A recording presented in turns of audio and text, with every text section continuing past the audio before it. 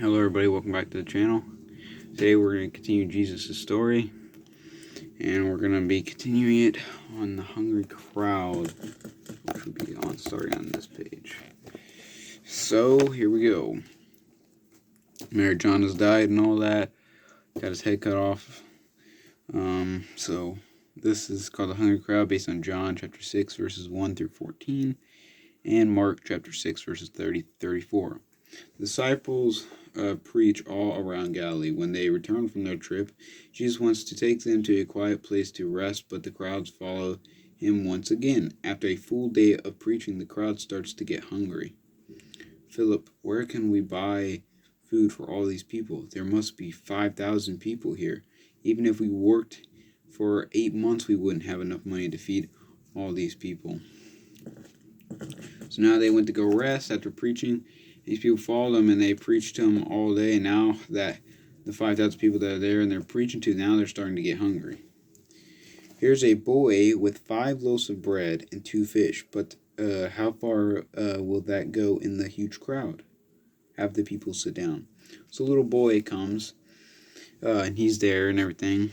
His mother's packed his lunch. He's got 2 fish and 5 pieces of bread.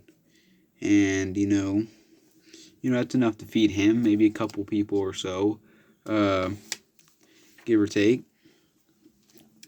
But the crowd is hungry, but the people sit down on the grass and wait to see what Jesus will do. Father, thank you for this bread and fish. So Jesus prays, thanks to Lord God for the fish.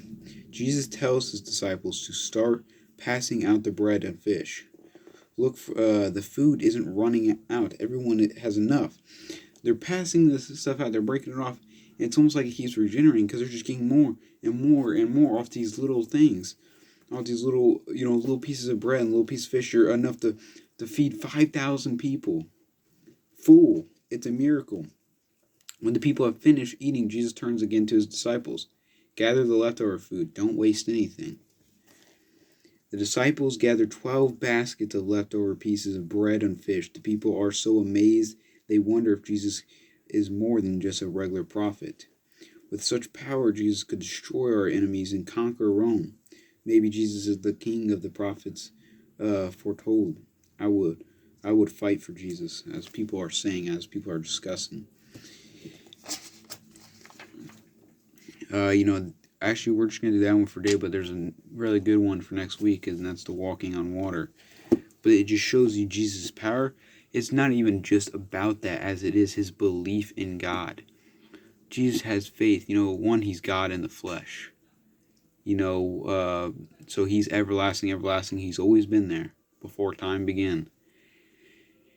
And he has so much faith, more faith than anybody's ever had on earth. More faith than Moses, more faith than, Elijah, all of them. More faith than any of them. So much faith in God, so much belief in him. And with the power within him and with the power of God, they were able to split that. And many people say just, whatever, that's not very, conquering or just whatever. But he was able to take 5 pieces of bread. Now, I'm talking like, little strips of bread, not like what we have. And 2 fish, probably small fish, probably about that big or so. And he was able to split that among 5,000 people with 12 basketfuls left over. That's amazing. And that's the kind of faith people need today. You gotta have so much faith no matter how small things may seem. 1, no matter how small your prayer may seem, it's always important. And 2, no matter how, little of what you have, no matter how little money you may have or whatever, you're worrying because you can't feed your family, God's always going to feed them. If he could do that, he can feed your family of 5 or 4 or whatever you have. So you just got to keep that faith and keep that motivation and keep praising the Lord every day. Thank you guys for watching. I'll catch you guys on Thursday, and hope you guys have a blessed week. Take it easy.